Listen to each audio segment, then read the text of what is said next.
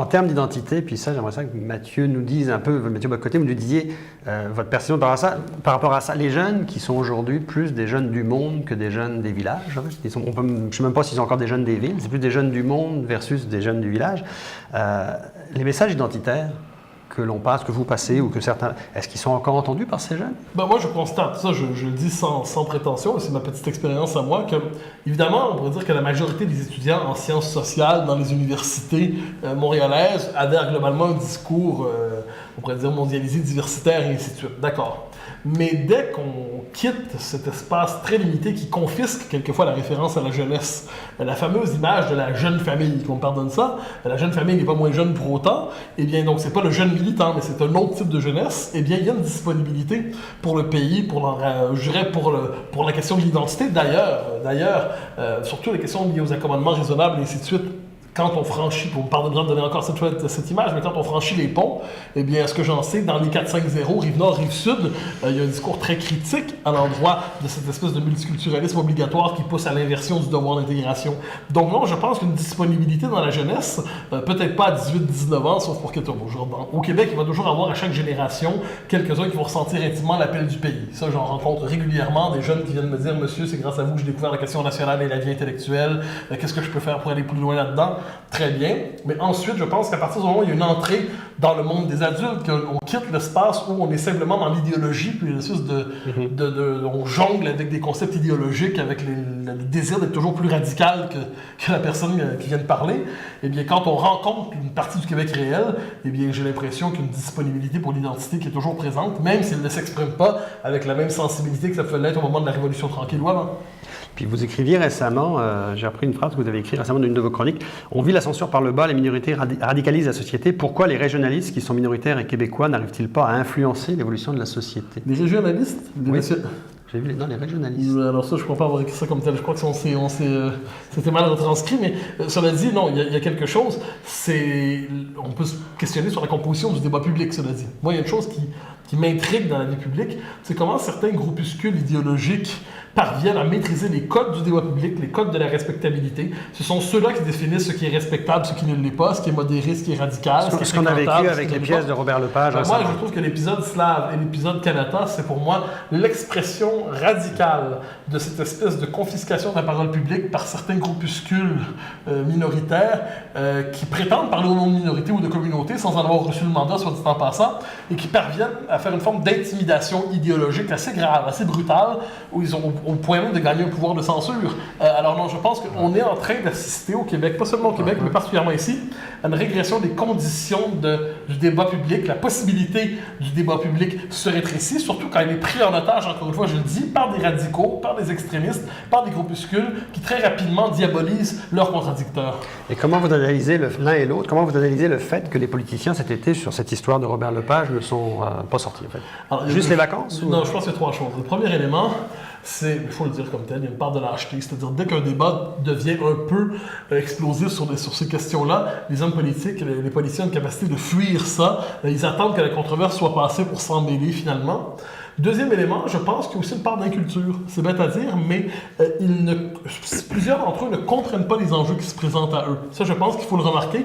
On n'a pas des politiciens aujourd'hui, sauf quelques-uns, de la trempe de ceux qu'on a eu au moment de la Révolution tranquille, ou même de la génération qui a suivi. Puis troisième élément, il y a probablement aussi un mélange d'infantilisation de la classe politique par les tribunaux et la technocratie qui fait en sorte qu'aujourd'hui les hommes politiques ne se sentent plus responsables de rien parce qu'ils pensent que les vrais pouvoirs vont trancher ça ailleurs et eux ils sont simplement dans une forme de théâtre de la représentation. Donc il y a toute une série de phénomènes qui expliquent le fait que les politiques se soient dégagés de ces débats-là alors que c'est des débats existentiels qui touchent aux principes même qui fondent notre société. Donc ça pour moi c'était, sauf qu'on disait qui là-dessus a été à la hauteur, la plupart d'entre eux ont été me semble-t-il en dessous de tout. Vous, Roméo Bouchard, le silence des politiciens, vous avez vécu ça comment sur l'affaire Lepage? C'est que, il y a une chose qu'on oublie beaucoup, c'est que le Québec est une société, un État extrêmement centralisé, un des plus centralisés qui existe. On a mis beaucoup d'emphase à la Révolution tranquille sur l'État, qui était l'outil pour se reprendre pied, mais on a oublié de redéployer l'État après.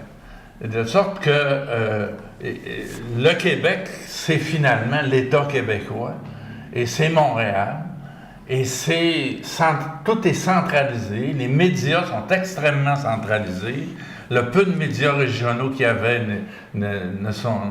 disparaissent tous un après l'autre. De sorte que quand on dit comment se fait-il que le monde ordinaire, le monde des régions, le monde arrive pas plus à prendre place dans le débat, ben c'est qu'ils ont pas de moyens, ils ont pas de tribune, tu sais. Il y a une centralisation. Puis la télévision aujourd'hui au Québec, c'est une télévision de vedettes, c'est une télévision de stars, de chroniqueurs patentés, de recherchistes patentés. C'est tout un univers qui tourne en rond. Qui est trop loin des régions, s'il vous plaît. Trop loin de la réalité des régions? Il est loin non seulement des régions, il est loin du monde ordinaire à Montréal. Un point, c'est tout. Les ouvriers, c'est un star system les gars de la construction, tu sais, ce monde-là, là, ils sont pas là-dedans. T'sais, on pense que c'est les régions qui sont ça. Quand on a fait le manifeste sur l'eau de gauche, on se faisait dire « Ah, ben ça, c'est parce que vous êtes plus des régions. » 80% de ceux qui ont signé le manifeste sont des gens de Montréal. T'sais?